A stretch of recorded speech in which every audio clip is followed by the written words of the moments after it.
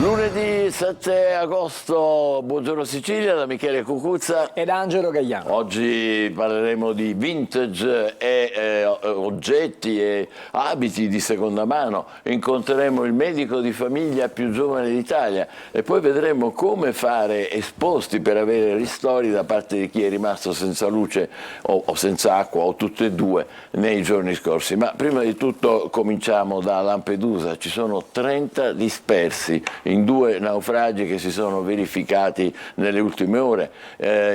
Sono stati intanto soccorsi i profughi rimasti bloccati sugli scogli, ci sono delle immagini spettacolari e drammatiche, mentre l'hotspot è di nuovo stracolmo e purtroppo ci sono stati 2 morti ancora.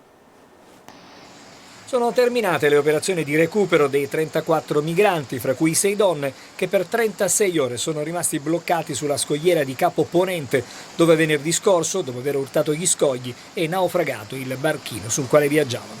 3 le donne portate al poliambulatorio, ma nessuna è in gravi condizioni. A recuperare il gruppo, come vedete nelle immagini, è stato il soccorso alpino e speleologico siciliano, assistito da uomini dell'esercito e dai vigili del fuoco. I profughi si trovano ora nell'hotspot di Contrate Imbriacola, dove si trovano anche i 57 naufraghi degli ultimi 2 naufragi avvenuti nel canale di Sicilia. Tragedie del mare che fanno registrare altre 2 vittime. Secondo il bilancio provvisorio, stando ad alcune testimonianze, mancherebbero infatti all'appello una trentina di persone, ma su questo gli investigatori della squadra mobile, in stretto contatto con la Guardia Costiera, mantengono il massimo riservo.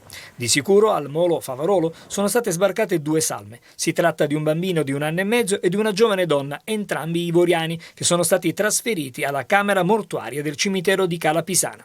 Per lunedì e martedì la prefettura di Agrigento ha organizzato dei voli charter per permettere il trasferimento di alcune centinaia di ospiti dell'hotspot. Adesso parliamo dell'aeroporto di Catania. Il sindaco Trantino ha chiesto la convocazione del consiglio di amministrazione della SAC, che è la società che gestisce lo scalo. Ma Trantino ha chiesto anche altre cose importanti, eccolo. Sono le 11:15 del 6 agosto.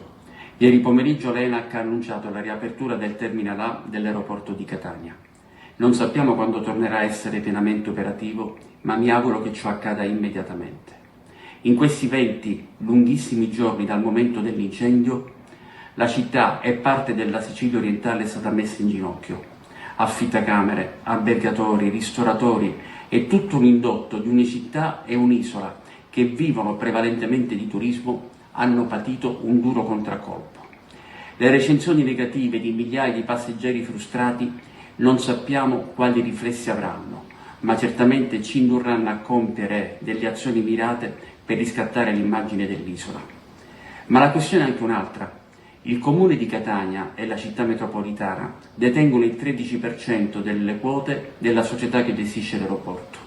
Di fatto, come sindaco dei 2 enti, non ho potere alcuno, se non quei pochi come la convocazione dell'assemblea dei soci di cui mi avvarrò nei prossimi giorni. Ma per pretendere il rispetto dei doveri da parte dei cittadini, le istituzioni, per apparire credibili e ridurre le distanze tra chi decide e coloro per cui conto decide, devono assumersi le proprie responsabilità. E spesso, in un mondo di relazioni, per riavvicinarsi, per ricucire un rapporto, basta fare un passo indietro e sapere chiedere scusa. Io, da quella notte dell'incendio, trascorsa interamente in aeroporto a assistere i passeggeri, credo di avere fatto tutto quello che rientrava nelle mie possibilità, suggerendo anche specifiche iniziative per alleviare i disagi dei passeggeri mai messe in atto. Io non penso di avere colpe, ma sono socio di chi ha la responsabilità di gestire l'aeroporto e so che chi è parte di qualcosa che non ha funzionato deve comunque avere l'umiltà di chiedere scusa, specie se non lo fanno altri. Quindi sottolineiamo alcuni passaggi dell'audio del video del sindaco Trantino. Farà delle azioni mirate per riscattare l'immagine di Catania e della Sicilia.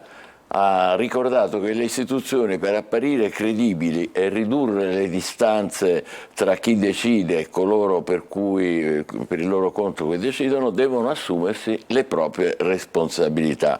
E spesso in un mondo di relazioni, dice Trantino, per riavvicinarsi, per ricucire un rapporto basta fare un passo indietro e sapere chiedere scusa.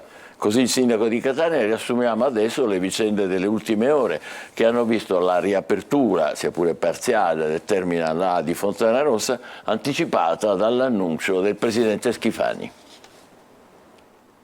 Riaperto ma non troppo, l'annuncio ufficiale del presidente Schifani a 20 giorni dal rogo che ha gettato nel caos le vacanze di migliaia di passeggeri. L'aeroporto di Fontanarossa riapre, ritorna operativo il Terminal A, concetto rafforzato a stretto giro di posta dal ministro dei trasporti Salvini. Archiviato dunque il disastro dell'estate siciliana? Sono in tanti a tirare un sospiro di sollievo, ma è solo un attimo. In queste immagini vediamo il Terminal A effettivamente riaperto, ma vuoto. E allora ci si chiede quanto sia davvero operativo. Resta invece sempre intasato il Terminal C. Ancora fino a domenica pomeriggio, sono passate 24 ore dall'annuncio della riapertura, troviamo voli cancellati e dirottati a Trapani, Comiso e Palermo. Soprattutto nella fascia serale i passeggeri dei voli in arrivo da Milano, Bologna, Stoccarda, Verona e Londra vedono slittare l'inizio delle loro vacanze dopo un transfer non programmato. Nelle stesse ore la pagina Facebook dell'aeroporto pubblica invece gli orari delle navette per Palermo e Comiso, specificando tra parentesi che non ci sono più dirottamenti su Trapani, ma solo a partire da lunedì. Postilla immediatamente smentita nei commenti di chi attende amici e parenti dirottati anche nei prossimi giorni proprio sullo scalo di Birgi. Segue sfilza di pareri che oscillano tra scetticismo e diffidenza. Colpa della gestione dello scalo o delle compagnie che faticano a riorganizzarsi? Dopo giorni roventi di rabbia e disperazione che abbiamo documentato raccogliendo in diretta le testimonianze dei passeggeri esasperati e spesso abbandonati, sarebbe stato doveroso qualche dose in più di chiarezza. Non basta un comunicato a rimettere in moto una macchina così complessa come un aeroporto. La normalità si avvicina, ma non è dietro l'angolo e non ci sono annunci che tengano. Infatti poco fa i colleghi che sono a Fontanarossa ci hanno segnalato che anche stamattina ci sono voli cancellati e voli dirottati a Fontanarossa. Angelo, immagino i quotidiani siciliani parleranno parecchio di Fontanarossa. E come no, cominciamo proprio dalla Sicilia, come vedi il titolo con una foto dedicata, tutti in pista, Fontanarossa avanti adagio. La stoccata del sindaco, chi ha sbagliato, l'abbiamo sentito, lo dica e chieda scusa alla comunità. E intanto a Taormina gli albergatori recriminano e accusano: andavamo incontro alla stagione dei record, cosa che in realtà poi non si è sfumata. Esatto, non si è verificata. Ma ci sono altre notizie, torneremo su questo tema sulle pagine interne della Sicilia, ma intanto i migranti con Lampedusa che è sempre sotto pressione, 2 naufragi e 30 dispersi, questo è il bilancio di quella che è l'ultima tragedia del mare, sempre emergenza migranti, sono stati anche i salvataggi con l'intervento di gruppi specializzati, speleologi e uomini dell'esercito specializzati assieme ai vigili del fuoco. Poi ancora ci sono altre notizie che riguardano le vicende della città di Catania, visto che ci siamo, allora andiamo nelle pagine interne della Sicilia che racconta delle 2 facce dell'aeroporto. Si viaggia fra caos e speranza, ci sono le parole della D della SAC, le compagnie stanno rimodulando i voli, oggi torneremo in parità, operativo ma vuoto il terminal riaperto, restano i disagi della tensostruttura. Quindi è vuoto il terminal riaperto? Sì, diciamo che ci sono pochi voli che sono programmati proprio su questo termine. Intanto Trantino, vedete ancora, anche la Sicilia stamattina scrive: se non lo fanno gli altri è giusto chiedere scuse, il messaggio del sindaco ai cittadini e ai turisti, credo di avere fatto tutto il possibile. Tra le righe c'è molta amarezza da parte del sindaco della città di Catania e anche della città metropolitana, e proprio per questo considerato proprio la quota che detiene il 13%, chiederà la convocazione di un'assemblea dei soci della SAC, che è la società che gestisce l'aeroporto. Come abbiamo detto c'è il grido d'allarme che arriva soprattutto dagli albergatori, perché ci sono richieste degli operatori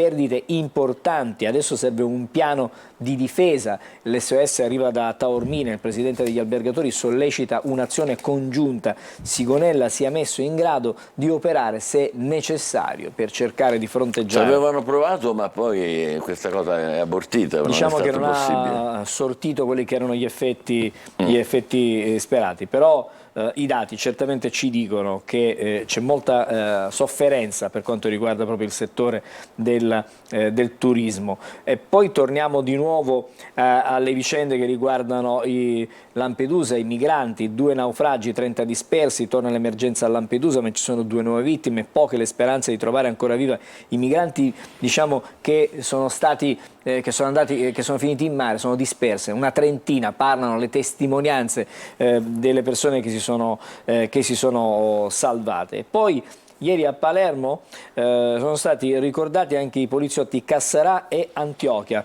Valorosi poliziotti, veramente. Corretta, dopo 43 anni la lapide di Costa fu ucciso per mano mafiosa, è stata questa correzione per l'appunto sulla lapide di Costa. Sempre siamo sul quotidiano La Sicilia e l'attenzione, stavolta si parla delle estate sicure con quelle che sono le attività fatte dai carabinieri. Ci sono stati tantissimi controlli sul territorio proprio in vista del Ferragosto. Nel mirino ci sono anche i gestori di 5 lidi, ma intanto quello che viene fuori è che B&B, fuorilegge e ambulanti c'è stato un giro di vita. Sono state individuate 13 strutture che lavoravano in nero, 2 erano pure agganciate alla rete elettrica pubblica. Tutto ovviamente gratis da questo punto, certo. di vista. E ancora una bella storia, quella che stamattina racconta La Sicilia di Catania. Giuseppina torna a casa, era nata di 23 settimane, la mamma ora comincia la vita. Il lieto fine, è stata dimessa dopo 4 mesi e 2 interventi dall'ospedale Cannizzaro. Che bella storia. Questa è una bella storia a lieto fine che raccontiamo e leggiamo sulle pagine della Sicilia. L'invito ovviamente ad approfondire poi la lettura.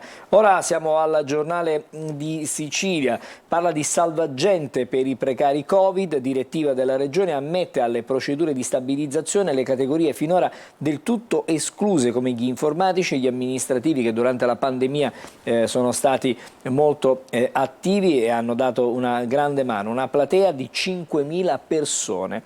Sperano adesso anche gli assunti con il click day, metà dei posti della sanità dovrà però essere assegnata con normali concorsi. Questa è la situazione, ma intanto dall'assessorato allo sport arriva il bonus palestra per i ragazzi dai 6 ai 16 anni e vale 50 euro al mese, potrà essere assegnato alle famiglie con indice ISEE inferiore a 12.000 euro, quindi una sorta di incentivo anche a svolgere attività fisica, aiutare i nostri ragazzi a non stare magari davanti al telefonino ma piuttosto passare un'ora in più in palestra e fare attività fisiche. Poi si parla anche di Stretto di Messina, ci sono le prove di Ciucci, maxi compensi ai super esperti per il ponte. La D spiega che la deroga al tetto non è per la società ma per i tecnici che occorre reclutare per realizzazione di questa grandissima opera. Ci sono altre notizie che riguardano proprio la città di Palermo invece, roghi di rifiuti e l'SOS in periferia. Questa è una costante. A Palermo si ripetono quando spesso la raccolta va a rilento, si vedono cassonetti di rifiuti in fiamme altissime anche vicine alle case e alle automobili. Ne abbiamo parlato, abbiamo anche visto alcune immagini. Sì, tante volte. Poi il doppio naufragio, 30 dispersi, ci sono 2 morti e poi un incidente stradale che invece ci porta a Marsala, l'auto contro il muro, è morto a 49 anni. Ci sono, come sempre avviene a lunedì, dei ricami che riguardano lo sport, il bilancio del ritiro del Palermo, Vasic sulla Gomes, a centrocampo Corini punta sulla qualità. Bella la foto, eh? Cos'è tu che sei un esperto? E qua ci sono sono 2 giocatori in contrasto, ma c'è soprattutto questo giovane ragazzo del Palermo che si chiama Aljosa Vasic, che del quale si dice un gran bene, pare che sia uno dei giocatori tra i più promettenti, e il Palermo se l'ha assicurato con una spesa non indifferente, direi anche, però evidentemente la proprietà del Palermo ci crede tantissimo. Andiamo adesso sulla Gazzetta del Sud. si parla di Messina, in primo piano un tesoretto per le strade, ma si tratta di fondi del PON Metro che vanno utilizzati entro 4 mesi. Il Comune utilizzerà 14 milioni di euro derivanti dalle economie di gara per rifare molte delle strade cittadine. Oh, questa è una bella notizia. Rimettere a posto le strade fa sempre piacere a tutti. Peccato che è solo a Messina, dovrebbe essere un po' anche dalle nostre parti. Vabbè. Ennesimo tragico naufragio a Lampedusa, ne abbiamo già parlato, morto un bimbo di 2 anni, sarebbero 30 i dispersi, e poi la strage di Bologna. Questo tema lo troveremo sui quotidiani nazionali stamattina. C'è bufera su De Angelis, il portavoce della Regione Lazio mette in grave imbarazzo il governatore. Sì, perché ha negato che l'origine sia neofascista e ha scagionato Mambro, Fioravanti, insomma, ecco. Cioè, è una polemica adesso una nuova polemica nella nostra estate, nella politica. L'ira di Putin martella l'Ucraina con i missili e boccia quello che è stato il vertice di Jeddah. Non è contento assolutamente. Ma Mosca non ha partecipato a questo vertice, comunque non è servito a nulla per quanto riguarda loro. E poi comunque c'è stato l'impegno della Cina. A proposito, sì. Torniamo qui a parlare di precari Covid, si sblocca l'iter, ora sperano in 5.000, circa 1.700 sono stati scelti con il Click Day, vi sono medici arruolati con diverse procedure. E anche sul quotidiano di Messina si parla di Fontana Rossa, adesso bisogna ripristinare le rotte originarie, lo scalo è tornato quasi del tutto operativo, si torna a parlare proprio della quasi operatività dello scalo catanese. Abbiamo ancora un minuto. Abbiamo ancora un minuto, allora visto che abbiamo un minuto facciamo un approfondimento proprio sui bonus. Che immagine queste sono diciamo, il naufragio, ancora morti, dispersi nelle acque davanti a Lampedusa, 2 barche affondate a causa del maltempo, recuperati i cadaveri di un bimbo e di una donna. E poi per oggi e per domani la prefettura di Agrigento ha fissato una serie di trasferimenti, 360 dei 2412 migranti ospiti dell'hotspot di Lampedusa con dei voli charter. E dicevo, a proposito dei bambini, l'iniziativa della Giunta Schifani, un bonus ai giovani che faranno sport, potrà fruirne chi decide di iscriversi in una palestra oppure in una società sportiva, quindi c'è l'incentivo a fare sport. Noi no, non abbiamo più l'età per... Noi siamo fuori dalle 6-12 anni e non ci rientriamo. Non ci rientriamo, assolutamente. Mannaggia. Direi che ci possiamo fermare qui. Ci fermiamo qui e 8:17 riprenderemo tra pochissimo con la rassegna stampa nazionale. State con noi, buongiorno Sicilia.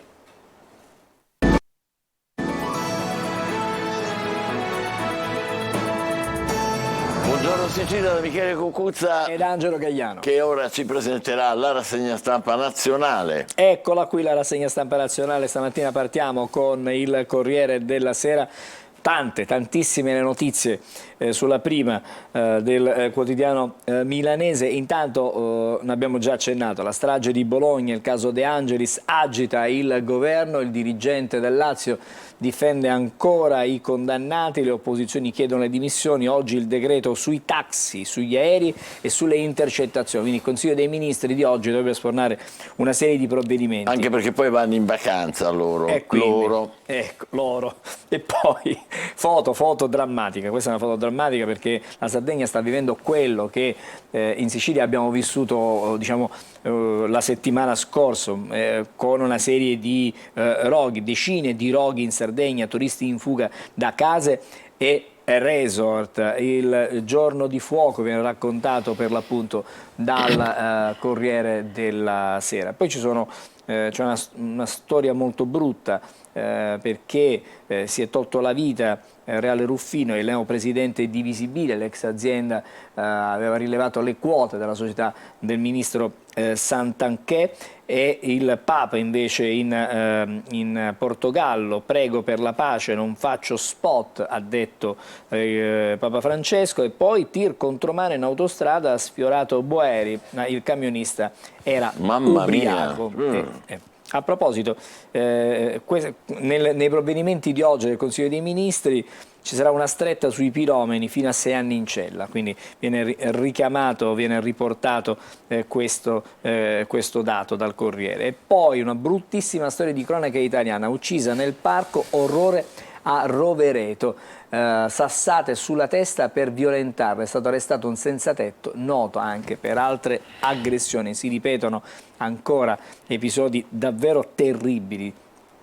Siamo a Repubblica adesso, la verità negata sulla strage di Bologna. Il caso De Angelis, esatto, sì. Torna anche su Repubblica, scontro sul revisionismo nero, l'estremista di destra e portavoce della regione Lazio De Angelis, orgoglioso, dice, di quella che ho detto sulla bomba del 2 agosto, il governatore Rocca lo giustifica e minimizza. Le opposizioni e le famiglie delle vittime sono in rivolta, intanto la segretaria del PD, la Schlein, attacca la Meloni. Cosa pensa di quelle parole ignobili? Ma la premier di Fratelli d'Italia. Sì, la cosa incredibile è che lo nasconde. stesso presidente Mattarella aveva detto che senza ombra di dubbio Bologna è una strage fascista. Ma anche il presidente del Senato La Russa. Sì, la Russia, certo. 50.000 migranti da ridistribuire in tutta Italia, naufragio a Lampedusa, sono 30 dispersi, torna il tema ancora una volta dei migranti che arrivano. E poi c'è tanto estero oggi. Intanto la vicenda del Niger, i golpisti, siamo in guerra, 30.000 le persone allo stadio per quella che è stata la dunata dei sostenitori dei golpisti in uno stadio proprio. Ma un'incredibile ondata di fanatismo che porterà molto probabilmente a una guerra nel centro dell'Africa, veramente folle. E poi in Russia Navalny, il dissidente che si fece oppositore, c'è una riflessione di Ezio Mauro sulla prima pagina di... Navalny condannato a 30 anni complessivamente, 19 cioè, più 11 e mezzo, cioè, insomma così va in Russia, cioè, le cose vanno in questa maniera, chi si oppone prende 30 anni. Siamo alla Stampa, prima pagina della Stampa, anche qui strage, la destra copre il negazionista, De Angelis insiste su Bologna e i neofascisti, Rocca lo difende, il silenzio della Meloni. Poi c'è una notizia, un focus interessante stamattina della Stampa, perché parla di medicine e visite più care, l'inflazione taglia le cure, quindi gli italiani risparmiano anche su quelle che sono le spese per la salute, per esami privati e farmaci non mutuabili aumenti dal 10 al 40%. Mamma mia. E ci sono diciamo una persona su 10 costretta a rinunciare. Questa è la situazione. Anche qui vedete l'inferno sardo, scrive stamattina la Stampa, noi in Albania ferie da re ma low cost. E poi scopriremo che cosa significa tutto questo. Tajani intanto, aiuti dal Niger o Russia e Wagner colonizzeranno l'Africa. Sì. Questo è l'allarme lanciato dal giusto questo, è esattamente così. Tajani, che è il nostro ministro degli esteri, ha fatto bene a mettere in evidenza questi aspetti, perché lì da quelle parti si è rivista la brigata Wagner. Sì, sì, sì. Biden contro Trump e la democrazia USA invecchia in tribunale, evidentemente adesso andranno in tribunale, si sfideranno anche in tribunale. Che titolo, mi viene da ridere veramente, malizioso. A proposito di quello che abbiamo detto, abbiamo letto sui quotidiani, le vicende che riguardano più strettamente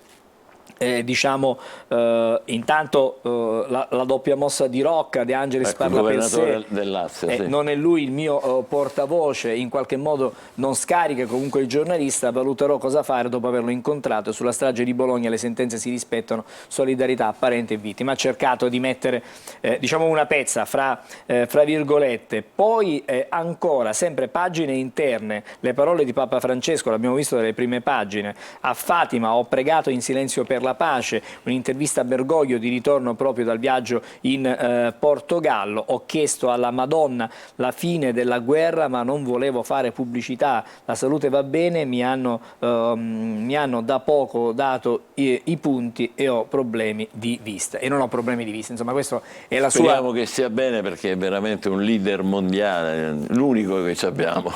Sono parole sagge come sempre quelle del Papa. E poi il tema dei migranti che stamattina stamattina viene ripreso in maniera piuttosto diciamo approfondita da Repubblica. Onde alte 3 metri, barchini a picco, 30 dispersi al largo di Lampedusa, recuperato solo i corpi di un bimbo e di una donna incinta, ne mancherebbero 30 all'appello, ma ci sono dati che comunque fanno riflettere. 50.000 migranti da distribuire in Italia, 6.000 andranno in Lombardia. Questa è la cartina che ci mostra come saranno ridistribuiti le presenze. Questi sono regolari, naturalmente, immagino. Questi sono migranti che arrivano e che poi vanno ridistribuiti. Questi sono quelli presenti già sulle nostre regioni. Sì, ma immagino, saranno stati regolari, perché non penso si faccia una distribuzione così accurata di irregolari, non Però, credo. Insomma, ci sono numeri importanti, perché la nostra Sicilia ha una presenza di 10.421 migranti, mentre in Lombardia ce ne sono 16.232, quindi insomma ci sono regioni che hanno una maggiore presenza di migranti. Allora torniamo ad occuparci proprio di cronaca, perché Repubblica torna sulla vicenda di cui abbiamo già parlato. Uccisa a botte nel parco, quell'uomo era pericoloso, non doveva essere libero. A Rovereto l'assassino, un senza fissa dimora, era già stato denunciato per violenza a Piantedosi. Chiama il capo della polizia, voglio capire cosa non ha funzionato. Non ha funzionato che era libero, ecco cosa non ha funzionato. E si conta un'altra vittima. Poi ti ricorderai certamente della vicenda della bimba, la piccola Cata. Adesso c'è il sospetto dei PM sui genitori, perché secondo i PM nascondono informazioni sul sequestro. La pista della vendetta per il racket degli affitti, secondo i magistrati, il papà e la mamma potrebbero non avere detto tutto. Ecco. E quindi ci sono approfondimenti, ci sono tanti retroscena e come già anticipato quello che sta succedendo in Niger. 30.000 allo stadio con i golpisti del Niger, la guerra è a un passo, i sostenitori della giunta con le bandiere russe, chiuso lo spazio aereo, Bosum senza elettricità né telefono. Bazoum è il capo dello Stato che è stato dimesso, quello che i golpisti hanno, diciamo così, fatto imprigionato, credo. Sì, diciamo che si trova agli arresti domiciliari. Esatto. E poi pronto a intervenire Recovans. Che è l'organizzazione degli stati, diciamo così, lì c'è la Nigeria soprattutto, però siamo alle porte di una guerra, questo è il rischio. E allora, torniamo alle prime pagine, perché stamattina ci siamo diciamo, dedicati un po' anche agli approfondimenti, però ci sono una serie di buone notizie, fra virgolette, no? Che riguardano il PNRR, perché i fondi per le opere escluse, il piano del governo per garantire la copertura finanziaria dei lavori già programmati, l'ipotesi di attingere ad una parte delle risorse europee appena sbloccate per le regioni, quindi si potrebbe recuperare. Ma speriamo. E poi l'importanza dei nonni, Michele, il welfare dei nonni nell'estate più cara, aiuti fino a 2.000 euro, le stime sono delle associazioni, risparmi sui centri e anche sui babysitter, perché chiaramente costano il babysitter, tenere bambini, i nonni intervengono, ammortizzati i rincari per le ferie. Grazie ai nonni, sempre l'intervento dei nonni. Poveri cari. Sardegna, in fiamme i turisti evacuati, si legge ancora sulla prima pagina del Messaggero. Adesso il Fatto Quotidiano, Marchetta agli ordini, basta controlli della Corte dei Conti, regalo ai consulenti del lavoro, feudo di Calderone e marito. Insomma, un altro attacco al governo. Al governo. Come sempre il Fatto ha sempre dei fatti diversi rispetto a tutti gli altri quotidiani. In piazza a tutti i costi, Landini ora si inventa lo sciopero preventivo. La CGIL da sola annuncia una mobilitazione per il 7 ottobre contro la manovra che ancora non sarà stata scritta. Cioè al 7 di ottobre non avremo la parola, la manovra, ma ci abbiamo sarà ancora un minutino. Scusami, sto ridendo per questo titolo veramente. Cioè, le diversità, come hai visto, ci sono tanti centrodestra e centrosinistra. Prima abbiamo visto il centrosinistra, adesso il centrodestra. Adesso proviamo a leggere invece un quotidiano come La Nazione di Firenze, che parla di scuola. Il solito film, 200.000 supplenti. Mamma mia. Il ministro corre ai ripari, 50.000 assunzioni subito, poi il concorso per 30.000 posti. I sindacati non bastano, l'allarme dei presidi, lavoro, scatta la riforma per le società degli sport dilettantistici, più tutela per 12 milioni di atleti e tecnici di oltre 100.000 club. Quindi abbiamo cambiato assolutamente tema con La Nazione per vedere come i temi sono davvero tantissimi. Stamattina sui quotidiani. L'ultimo faccio vedere la Gazzetta dello Sport perché Allegri rischia Juve tutto per Max, il club tratta Lukaku per fare felice il tecnico, però vuole partire forte altrimenti può saltare l'allenatore, e questo è quello che scrive stamattina la Gazzetta dello Sport. Mi fermo qui stamattina con le notizie. D'accordo, allora facciamo una breve pausa, guardiamo il tempo e poi torneremo a parlare di abiti e altra roba di seconda mano, che insomma, visti i tempi, non è male parlarne. State con noi, buongiorno Sicilia. Bentornati a questo aggiornamento delle previsioni di Trebi Meteo. Ci attendono lunedì all'insegna del bel tempo in gran parte d'Italia, ma il versante adriatico vedrà un po' di variabilità con qualche acquazzone di passaggio dapprima sul medio e alto Adriatico e poi in trasferimento a fine giornata anche verso il basso Adriatico. Ma per quanto riguarda la Sicilia, quindi poco da segnalare. Lunedì di sole, cielo sereno, poco nuvoloso, però ancora con un po' di vento di maestrale che si farà sentire, continua a soffiare sostenuto, mari di conseguenza localmente mossi o molto mossi. Temperature nella norma, non farà eccessivamente caldo, non dovremo mai andare oltre i 32-33 gradi, quindi siamo nelle medie del periodo. Martedì altra giornata di sole, tra l'altro pure i giorni successivi saranno all'insegna dell'estate e con il vento che piano piano tende a calmarsi, anche se soprattutto al mattino si farà ancora un po' sentire. Temperature anche martedì più che accettabili, di notte si dorme bene e di giorno non si suda troppo. Per tutti i dettagli sulle vostre località consultate l'app gratuita di Trebi Meteo. Bene, eccoci qua, siamo a Buongiorno Sicilia, c'è un ospite a cui diamo il benvenuto, è Noemi Privitera, esperta nel settore vintage, cioè roba un po' antica, e second hand, adesso si dice così, a seconda mano si dice all'inglese, più raffinato, è vero? Benissimo. Allora, intanto diciamo un dato, che è una cosa importante, il mercato dell'usato genera in Italia, pensate, 25 miliardi di euro, 25 miliardi, cioè l'1,3 del PIL. Cioè, di tutta la ricchezza prodotta a livello nazionale, ed è in crescita dell'1%, quindi era lo 0,3, è passato all'1,3, e chi è che coinvolge? Coinvolge 24 milioni di italiani, un terzo abbondante del nostro paese, della nostra popolazione. Allora, Noemi, prima di tutto, naturalmente questo mercato mai così in crescita, che scopo ha? Mai così in crescita come negli ultimi 3 anni, direi. Io associo sempre al periodo della pandemia anche un po' l'inizio, secondo me, di questo mercato, se non altro in Italia, perché in realtà all'estero, in altri paesi, diciamo... Ne parliamo dopo, adesso serve tempo. a far capire che cosa. Ma immagino che lo scopo principale abbia una natura di sostenibilità, una natura sostenibile, oltre che economica in un senso stretto del termine, perché chiaramente la scelta di acquistare second hand ha un aspetto diciamo legato all'ambientalismo, perché si tratta chiaramente di ridurre, se non altro, la produzione per quanto riguarda i capi di prima mano cosiddetti, soprattutto nel mercato del fast fashion, quindi della moda veloce, e anche un impatto di carattere economico, perché si risparmia chiaramente acquistando capi di second hand che costano inevitabilmente di meno in quanto sono usati. Noemi faceva cenno poco fa a Instagram e alla pandemia, perché è vero, lei durante la pandemia, c'è poco da sorridere, purtroppo un periodo terribile, però lei ha usato Instagram per fare che?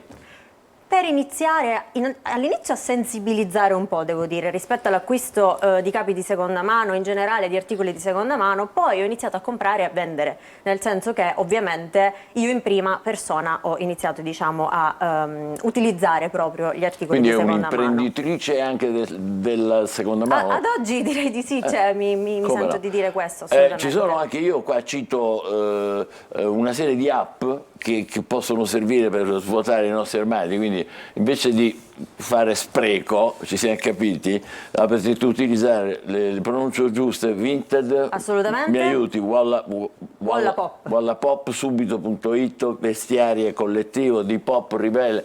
Quali sono gli articoli che vanno di più?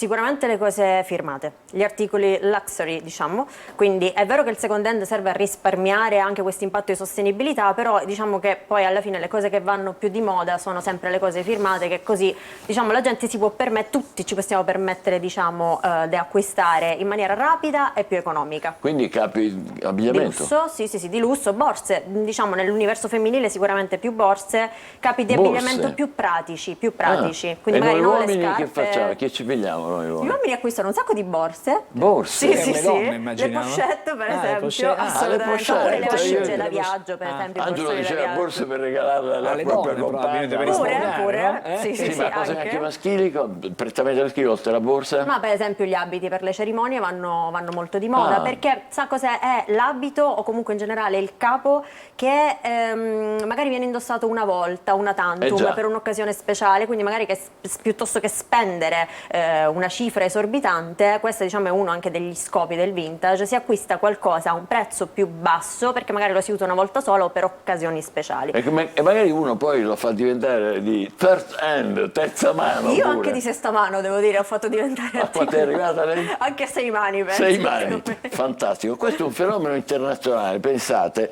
io ho qua dei dati, adesso lei mi può confermare. Pensate, c'è un giro d'affari tra i 100 e i 120 miliardi di dollari in tutto il mondo, cioè sono imprese con fatturati spaventosi, ammesso che abbiano dei fatturati, più del triplo del 2020, questi sono i dati più recenti, e appunto anche qui conferma ciò che ci diceva Noemi, 3,5%, tra il 3 e il 5% dell'abbigliamento, gira così l'abbigliamento, anche perché l'abbigliamento, diciamo, spesso, soprattutto quello firmato, è estremamente caro, no? Estremamente caro, anche a livello di manifattura e di qualità magari maggiore rispetto ai prodotti che vengono venduti, sempre io utilizzo il termine di fast fashion, quindi quelli diciamo fast, veloci, da centro commerciale per intenderci, quindi si conservano anche di più nel tempo ed è più facile magari no, riuscire a dar loro una vita ulteriore nel tempo. Siete in tanti qua in Italia, a Catania per esempio, a fare questo bel mestiere, vi siete inventati? Magari sì, in Italia magari sì, qui a Catania non tantissimi, non tantissimi. Lei ci tiene ad avere il monopolio, brava. Io faccio stragi, no scherzi, in realtà abbiamo io, altre persone insomma magari del settore oppure nell'ambito dell'handmade, fatto a mano. Fatta a mano. Esatto, vanno di pari passo un po' i due Parliamo come mercati. mangiamo, che qua è ora di fare colazione. Volevo dirle questo, ma come le è venuta, cioè come è nata questa cosa? Ma dalla mia attitudine, dalla mia passione, cioè nel senso io prima ancora di iniziare ad acquistare e a vendere, diciamo per conto d'altri, lo facevo per me stessa. Ma veramente penso da quando ero piccolina, sa quando si chiamavano vestiti americani? Una volta si chiamavano i vestiti americani, o almeno mia nonna mi diceva i vestiti americani. E che faceva lei? Li metteva in vendita? No, io li compravo per me, cioè andavo nelle fiere, nei mercatini, che sono i Quella- primi quella- luoghi in esatto. cui diciamo sì, è avvenuto questa compravendita, avviene questa compravendita ancora oggi.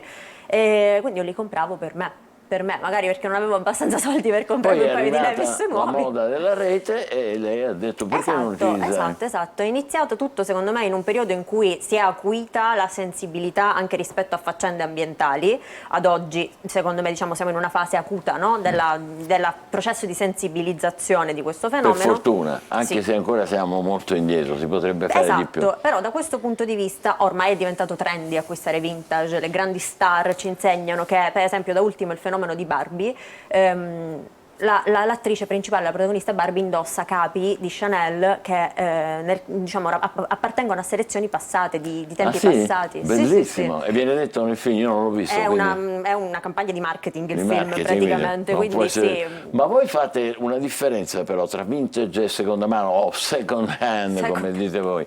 Sì, vabbè, second hand è una macro categoria, diciamo, che include anche il vintage, che invece per i puristi, diciamo, è rappresentato solo ed esclusivamente da capi che appartengono almeno a 20 anni fa e magari hanno un certo pregio, un certo prestigio. Cioè il vintage è una sottocategoria più prestigiosa, più autentica, diciamo, ecco, di capi. Però si possono autenticamente. indossare per le occasioni giuste anche roba di 20 anni fa, chi l'ha detto? Ma anche Chi roba se di ne 40 accorge? anni fa, Appunto. cioè le pellicce Ecco. di una nonna, di mia nonna per esempio, io ho le pellicce di mia nonna, ma che credo risalgano a 50 anni fa comunque. Anche se le pellicce sono un po' controverse perché gli animalisti non sono Però io tanto. credo che è meglio indossare una pelliccia vintage che si trova già all'interno dell'armadio di nonna, adesso io porto sempre l'esempio dell'armadio di mia nonna. Povera nonna, stiamo Sì, evocando. completamente, diciamo, ho rubato dal suo armadio più volte. Piuttosto che magari indossare un'eco pelliccia cosiddetta, che magari viene prodotta ad oggi con sistemi di produzione altamente inquinanti, e allora è meglio utilizzare sempre qualcosa che già esiste, preesiste, piuttosto che Ecco. contribuire a una sovrapproduzione. Lei insiste giustamente sul tema dell'ambientalismo, però c'è anche un problema del fatto che siamo un po' in difficoltà con i soldini, un po' tutti, è un periodo così. Infatti quello non è il mio PIL, sicuramente non è il mio fatturato, questo sì. Io non Quello l'ho letto mondiale, nazionale, Esatto. non le chiedo il suo. Vabbè. Però il vintage in questo si presta secondo me molto perché è uno strumento di risparmio, cioè, oltre al dato ambientale, alla questione ambientale su cui io faccio molta leva perché io trovo che sia diciamo molto una scelta socialmente utile, uso questo termine diciamo. Giusto. Però anche a livello economico è il primo incentivo, diciamo, acquistare second hand, a parte il fatto che oggi è una tendenza, è trendy e quindi diciamo che va da sé ormai, no? Sì, sì. Però diciamo che all'inizio io ho fatto molta leva sull'aspetto del risparmio. Domani vengo con la giacca di seconda mano, ma dove devo andare? Che devo digitare? Che devo Su fare? Vengo da Vinted, lei. per esempio, può digitare qualsiasi cosa, è l'applicazione più utilizzata. Qual è? Vinted. Ah, Quella che facile. sente dappertutto. È facile. E se voglio andare da lei, che devo digitare? Riciclemi. È difficile già, come si Guardi, scrive? le confesso una cosa, se io avessi saputo che questo gioco per me all'inizio Era un poteva gioco, diventare, ma totalmente, cioè io svuotavo il mio armadio, ogni tanto partecipavo così in maniera amatoriale a mercatini, soprattutto in tempo di pandemia quando non avevo niente di meglio da fare, le dico la verità. Se avessi saputo che poteva diventare un progetto più ambizioso avrei trovato un nome più bello, sinceramente. E invece come si scrive? Curiosità, adesso stanno per fare pubblicità. È una crasi. Sulla seconda mano si può fare. Allora, È una crasi tra la parola riciclo senta come parla bene, crasi, e la parola ha fatto il Emi. classico, Ho lei. fatto il classico, Vabbè. esatto. Allora, com'è? È una crasi tra la parola riciclo e Noemi, che è il mio nome, Emi, come Quindi, mi chiamano tutti, riciclemi. Riciclemi. No, ma la curiosità che mi viene, chi compra le fasce di età? Ci sono Giovani, giovani, meno giovani, donne avanti negli anni oppure in piena maturità, uomini giovanissimi oppure? Rispetto alla mia esperienza, chiaramente per lo più sono coetanei miei, anche perché ovviamente gli strumenti di comunicazione che io uso sono quasi tutti a mezzo internet, per così dire, quindi per lo più la fascia d'età interessa i trentenni. Nel corso del tempo, anche partecipando ad eventi vari ed eventuali, ovviamente ho avuto l'occasione e l'opportunità di ampliare il pubblico e devo dire che vengono tante madri con i figli, per esempio, tanti uomini d'affari che vengono a comprare le cravatte di insomma, seta, di marca, eccetera. E quindi ad oggi devo dire che è abbastanza misto il pubblico. Vabbè, se lo dovessimo fare noi due, tu potessi fare Ricigelo e io Ricichelo. Ricichele. No, vabbè, scherziamo, però complimenti, bellissima Grazie. iniziativa, grazie, continuate così perché aiutate anche le persone che non si possono permettere certe spese. Noemi Primitera, grazie, adesso facciamo una breve pausa e poi parleremo d'altro, incontreremo il medico di famiglia più giovane d'Italia, che è un catanese, manco a dirlo. State con noi, buongiorno Sicilia.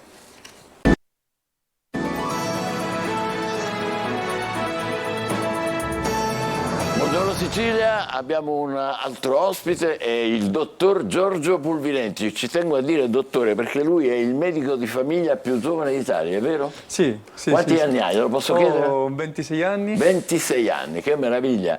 Lei è catanese? No, è della provincia. È della provincia, esatto, perché sono di Acireale. A Cireale. Ma che bello. Allora, ci racconti un po' come ha fatto a diventare medico di famiglia così giovane, insomma? Sì, io in pratica mi sono laureato a 24 anni, sono laureato nel 2021 esattamente. Quindi regolarissimo. Regolarissimo. No? Quanti anni sono in medicina? E sono 6 anni. 6 anni, Sì, è un percorso lungo perché è una laurea a ciclo unico.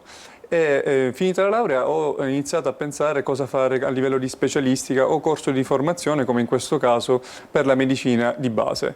Difatti ho fatto il concorso a febbraio del 2022 per la medicina generale e ho vinto il bando di concorso regionale. Esattamente dopo un anno, quindi parlo del 2023, nel febbraio del 2023, ho vinto le convenzioni regionali per diventare appunto medico di famiglia. Complimenti, ma perché lei è bravissimo. Con quanto sei laureato? Ce lo dica, va. Sì, io 110. no, non ho preso la lode perché La il mio obiettivo era proprio quello di laurearmi In fretta.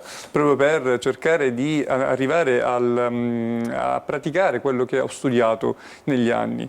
Che i medici di famiglia, scusi, adesso è una domanda un po' banalotta, ci sono o non ci sono più? Perché uno tante volte la famosa non le trova più, com'è? Sì, infatti c'è una carenza molto grande per quanto riguarda la medicina di famiglia, ma in tutta Italia c'è una carenza. Difatti io ho vinto questo bando di concorso, ho vinto il 9 febbraio e sono molto felice perché era il giorno del mio 26esimo compleanno. Ah, davvero, complimenti doppi allora. Grazie, infatti non potevo ricevere il regalo più bello. Certo. E c'è questa carenza che ha permesso chiaramente ai giovani come me di di colmare questi posti carenti, perché la medicina di famiglia è più che altro una missione, io definisco una nobile missione, perché bisogna essere proprio al servizio del paziente. E, infatti il mio obiettivo principale è quello di cercare di ottenere la fiducia massima del paziente, dedicandomi io al 100% con tutte le mie forze e anche il mio sapere per aiutarlo. Ma questa è una vera e propria vocazione, complimenti, è bello sentirglielo dire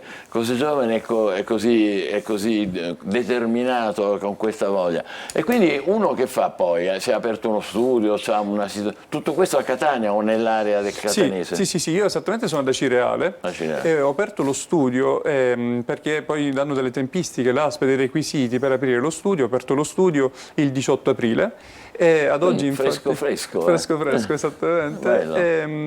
E mi ha formato molto anche il percorso che ho fatto subito dopo la laurea, perché ho fatto un anno di guardie mediche, di attività anche in aeroporto, dove c'è il primo soccorso aeroportuale, che secondo me è importantissimo applicare quello che noi studiamo nei 6 anni, applicarlo chiaramente poi a livello pratico. Perché questo è un percorso quasi obbligatorio, questo qui, di fare tirocinio, come si dice un po'. Sì, perché noi facciamo un tirocinio professionalizzante durante l'università. Dopodiché poi sta a noi quanto vogliamo prepararci in base alla specialistica, al corso di formazione o addirittura andare direttamente nel mondo del lavoro come le guardie mediche e iniziare a lavorare, che è secondo me un percorso fondamentale, quello di mettersi in gioco e di parlare anche col pubblico, cercare di essere a disposizione dell'utente. Ecco, ma come si fa a colmare questo vuoto di medici di famiglia? Visto che lei è una felice eccezione, non possiamo che di nuovo complimentarci, ma c'è un problema serio sui medici di famiglia. Cioè, come stanno le cose? In pratica, per diventare medici di famiglia appunto c'è questo corso di formazione che è triennale e dove poi c'è il bando di concorso che bisogna presentare la domanda per partecipare e da lì ci sono i vari medici che vincono questo bando regionale. Però ad oggi è un percorso visto non da tutti i medici come prima scelta. E perché? Perché chiaramente è un lavoro anche sacrificante, perché bisogna dedicare molto tempo, non solo nelle ore di lavoro, di studio, ma anche durante il giorno. Difatti io sono reperibile, cerco di essere reperibile sempre.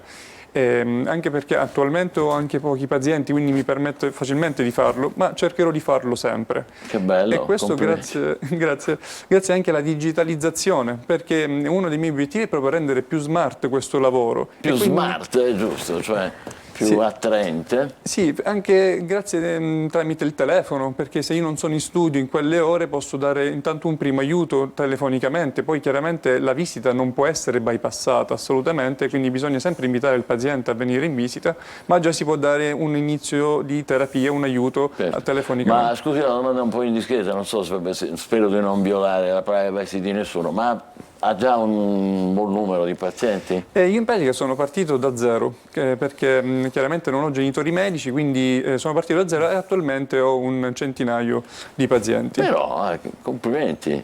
E trovano fiducia, si legano a lei come di solito succedeva una volta col medico di famiglia? No? Sì. Infatti quello che sto apprezzando molto è questo, perché la mia giovane età può essere vista in 2 modi, ci sono sempre i pro e i contro. I diffidenti, no? Ci sono? C'è qualche diffidente, ma attualmente per fortuna ho incontrato soltanto persone che elogiano questa mia età e spero che sia così.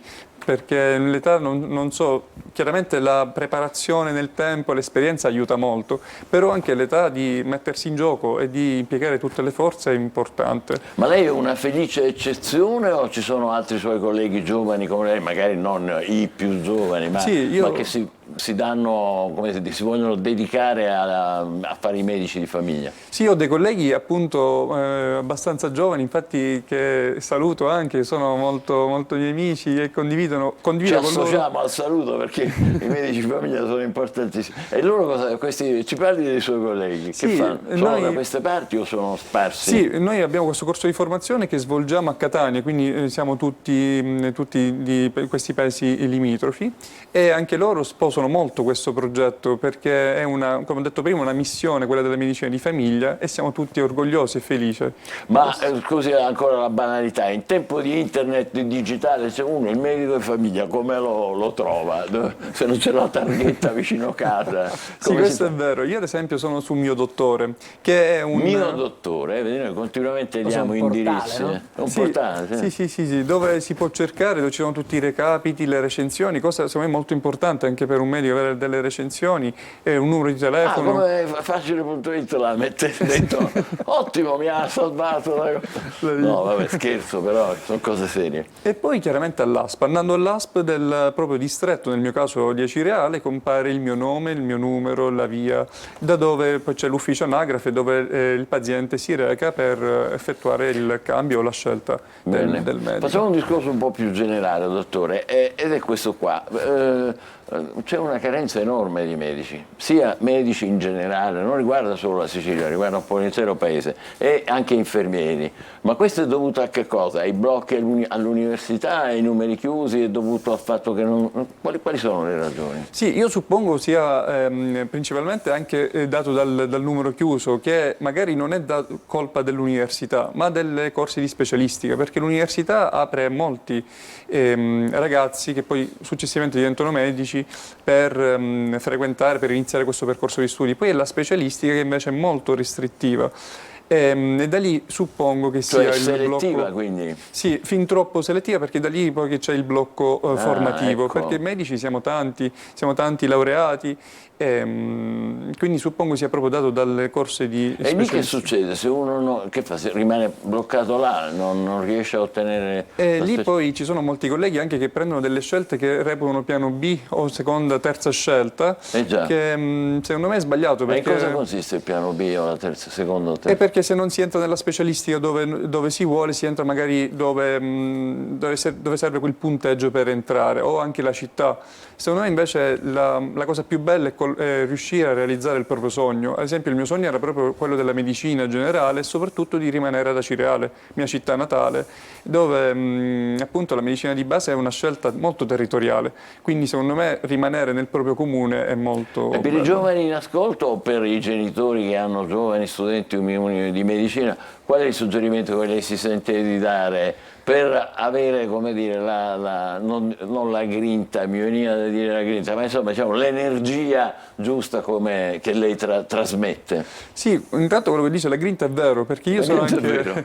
un ex sportivo agonistico pallanotista che sono Si mi ha vede che aiutato. c'ha le spalle belle larghe, si vede. E mi ha aiutato molto Ah, sì? perché il liceo, sono stato durante gli anni di liceo agonista e secondo me è lì dove bisogna maturare un proprio obiettivo, un proprio sogno. Infatti ringrazio molto anche l'Ordine dei Medici di Catania che mi sta coinvolgendo in un progetto con i licei, proprio per trasmettere questa passione, questa mia esperienza della Quindi lei va in medicina. giro nelle scuole?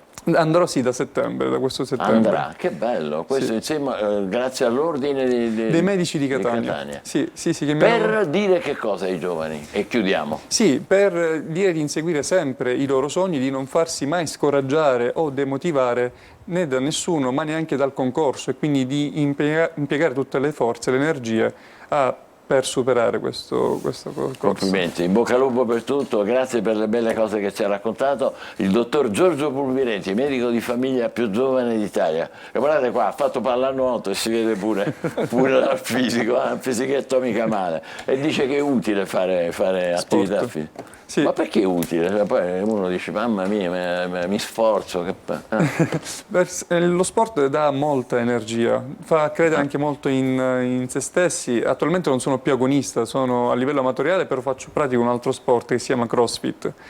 Pure. Che vuol dire? Il CrossFit è uno sport è nato in America, uno sport nato negli ultimi anni che mi ha fatto CrossFit. Sì. In pratica una X, diciamo, sullo sport, la traduzione. E che si fa? Sono degli esercizi tutti a corpo libero, attività cardiocircolatorie, anche c'è corsa, nuoto, attività anche con le sbarre, con i bilancieri. Tu lo fai, Angelo? No. Però ci vuole perché dà energia. Dà energia. Come quella che ha il dottor Giorgio Pulvirenti. Complimenti, grazie per essere stato con noi. In bocca al lupo per la sua carriera che si preannuncia magnifica. E adesso tra poco parleremo invece dei ristori. Come fare ad avere ristori per chi ha subito danni per la mancanza di luce e di acqua nei giorni scorsi? Purtroppo ha coinvolto molte zone di Catania. E non solo. State con noi. Buongiorno Sicilia.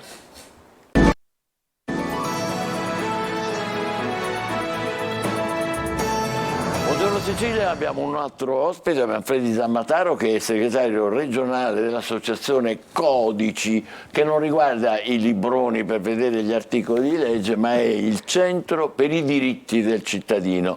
Quindi state bene attenti perché Catania è stata la provincia che ha subito più danni in tutta Italia per i blackout di luce e poi di conseguenza di acqua.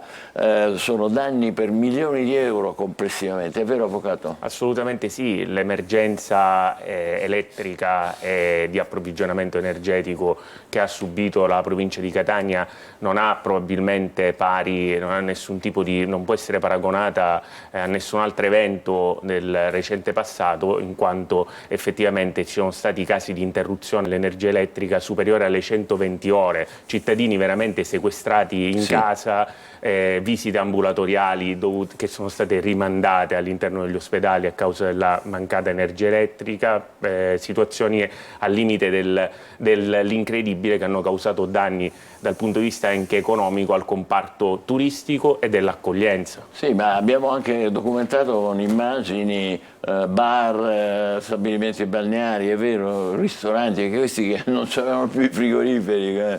Certo, diciamo che le attività commerciali sono state duramente messe alla prova e colpite. Pensiamo a chi, per esempio, nel campo della ristorazione ha dovuto gettare tutti gli alimenti perché il frigorifero non ha funzionato per diverse ore.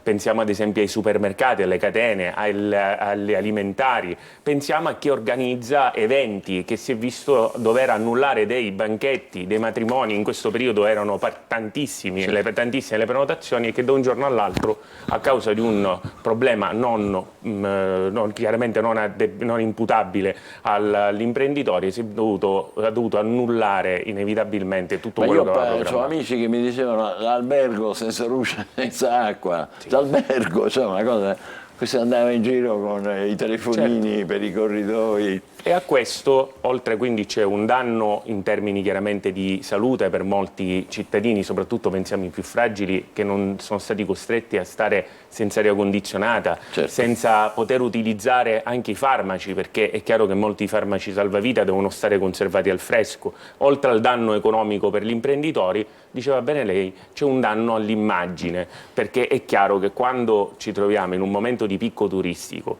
e i turisti si trovavano in una città spenta, nel vero senso della parola, con tutte le attività commerciali chiuse e con i propri bed and breakfast, case vacanze, hotel al buio, senza acqua e luce, è chiaro che le recensioni di quel viaggio non saranno certamente positive e quando torneranno ci sarà un effetto boomerang impressionante e questo un ulteriore danno d'immagine correlato a questo disservizio impressionante che ha riguardato la carenza di fornitura e il distacco senza motivazione. Abbiamo fatto il cahier de doléances, come dicono quelli colti, cioè abbiamo fatto l'elenco di tutti i guai. E adesso che si può fare?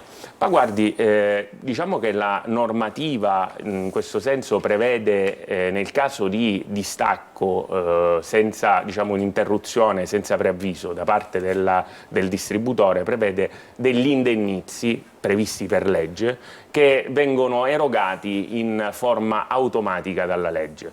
Cioè fondamentalmente questa è la delibera prevista dall'ARERA, che è l'autorità che si occupa dell'energia, del gas e idrica, che prevede appunto nel caso in cui ci siano dei distacchi che non siano stati senza preavviso, infatti molte volte sappiamo e abbiamo visto probabilmente che in alcune zone compaiono dei cartelli alcune volte dove, dove appunto il distributore... Vabbè, però scusi, la interrompo, ma lei può dire, ma io che ne sapevo che durava tanto, cioè mica potevo... No, intanto il distacco senza l'interruzione senza preavviso, lo dice la delibera specifica, prevede delle tempistiche ben determinate in relazione alla popolazione, alla grandezza della città.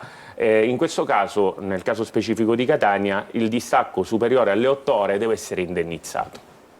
Quindi sostanzialmente questo lo stabilisce? Questo lo stabilisce la delibera dell'ARERA, dell'autorità sull'energia, per cui i cittadini dovranno stare attenti perché chi ha subito dei danni dovrà ritrovarsi nelle prossime bollette, all'interno della prossima bolletta, una voce che riguarda gli indennizi dovuti al questo è importantissimo, certo. È automatico. È automatico. Quindi uno arriva alla bolletta, dove lo vede, scusi?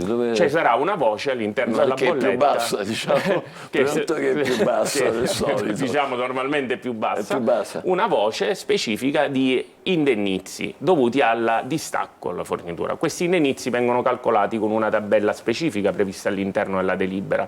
Quindi non è fatto così a capocchia, come si dice. Si differenzia se parliamo di forniture domestiche, quindi consumatori, o imprese. Già. Da questo punto di vista quindi è bene fare chiarezza, e anche per questo come associazione abbiamo voluto attivare, diciamo, i nostri sportelli per fornire l'assistenza dovuta alle persone, perché intanto quello che noi chiediamo fondamentalmente ai cittadini è quello di verificare se questi indennizi sono stati corrisposti o meno. Già adesso, quando è che dovrebbero arrivare? Dalle prossime bollette, entro 60 giorni, diciamo che dovrebbero già iniziare a trovarli. Mettiamo caso, facciamo i cattivi, no? Io non lo vedo, la mia bolletta non c'è, che devo fare? In quel caso si deve fare apposita richiesta al distributore, chiedendo, quindi in questo caso a e-distribuzione, chiedendo effettivamente come mai non sono stati, diciamo, ancora erogati gli indennizi. Mi posso rivolgere a voi anche un assolutamente, codice, diciamo. Assolutamente. E voi aiutate gli utenti a fare questa richiesta? Diciamo che noi diamo un'assistenza, nel senso che prima di tutto cerchiamo di comprendere qual è il problema dell'utente, perché spesso non è di facile lettura e spesso questi diritti non si conoscono, per cui intanto cerchiamo di rendere dotti le persone, dopodiché chiaramente li supportiamo anche qualora ci siano delle ulteriori problematiche per ottenere ciò che la legge gli riconosce come diritto. Mi consenta di dire però che l'indennizzo è un indennizzo forfettario, cioè fondamentalmente l'ARERA, quindi l'autorità, dice che in ordine, diciamo, a determinati disservizi è necessario che ci sia un indennizzo che possa in maniera forfettaria attutire i disagi. Ciò non toglie però che l'indennizzo non sostituisce l'eventuale risarcimento del danno maggiore.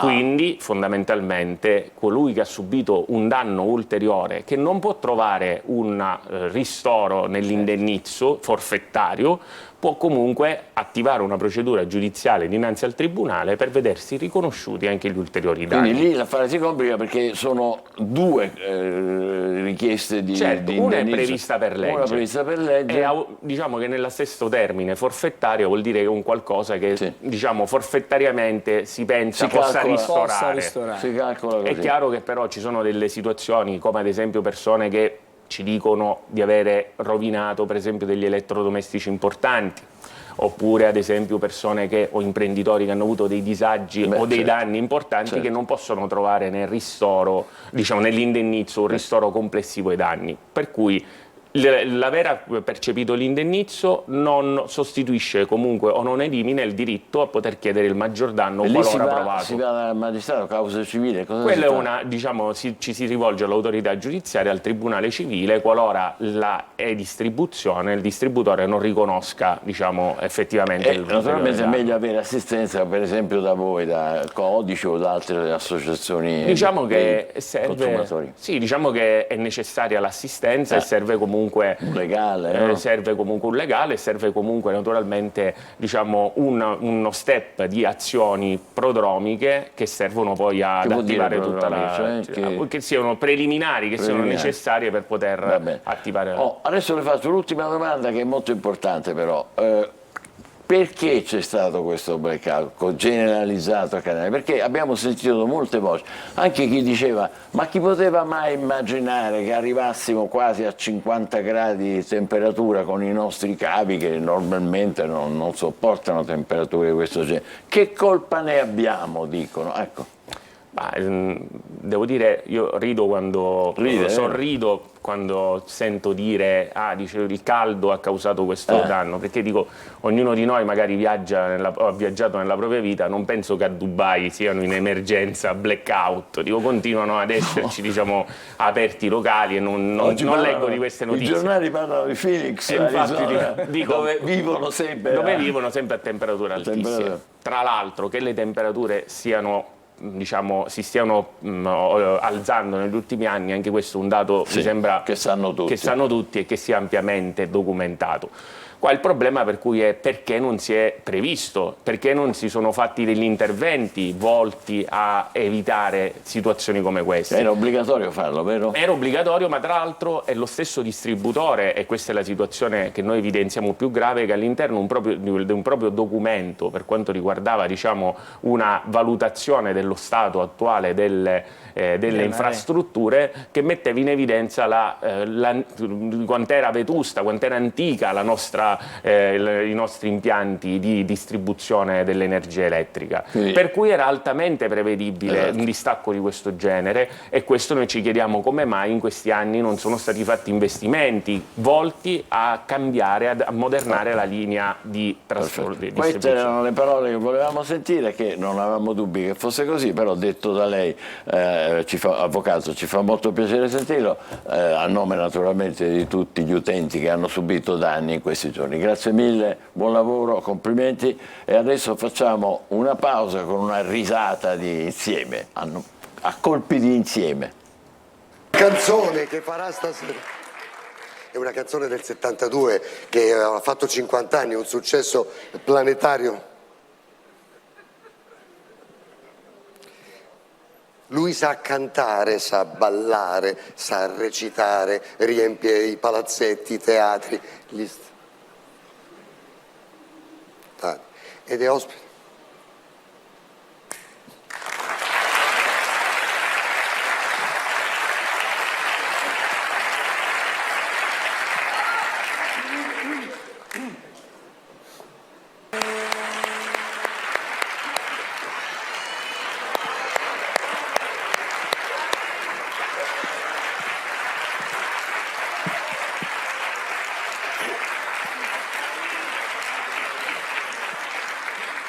Scusate, ha un po' di erba anche nell'orecchio, volevo che lei lo sapesse. Un grande applauso per Massimo Ranieri, un grandissimo applauso per i Senso Doppio!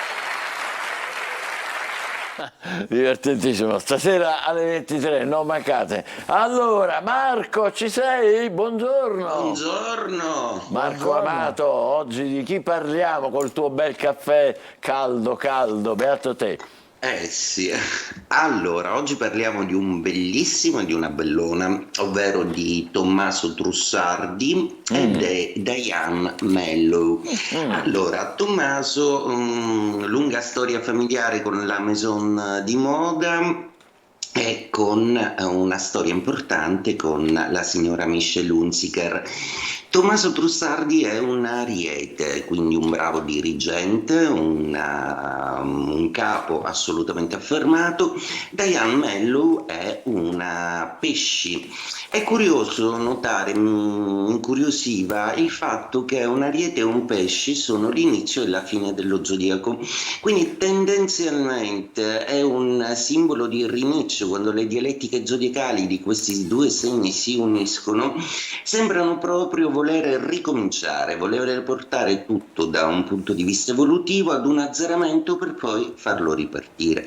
E sicuramente la compatibilità dei segni attigui la dice lunghissima, ma mai tanto quanto un ariete e un pesci, perché sono appunto l'alfa e l'omega dello zodiaco.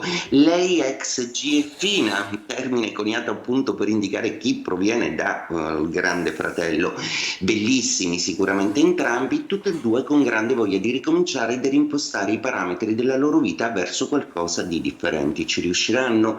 E beh, zodiacalmente Ariete come Leone e Sagittario sono tutti in fase di rinizio, quindi bene per i segni di fuoco che convoleranno probabilmente verso delle nuove relazioni di cui hanno fortemente bisogno. L'Ariete in termini professionali anche, il Leone in termini familiari e relazionari, i Sagittari un po' a tutto campo.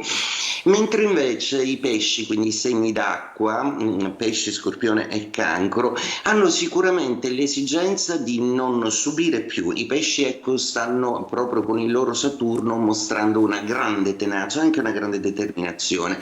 Regalano anche allo Scorpione questa grande tenuta e versatilità, quindi forza con gli obiettivi da seguire. Bene, perché dobbiamo andare in fretta, scusaci Marco. Curatevi, ok, va bene. Allora, ottimo pure per la posizione della Luna oggi, per i Terra che avranno dei vantaggi lavorativi e per gli Aria per delle nuove conoscenze. Vi auguro buona giornata. Grazie, scusaci per averti fatto pressione, ma mancano soltanto 3 minuti.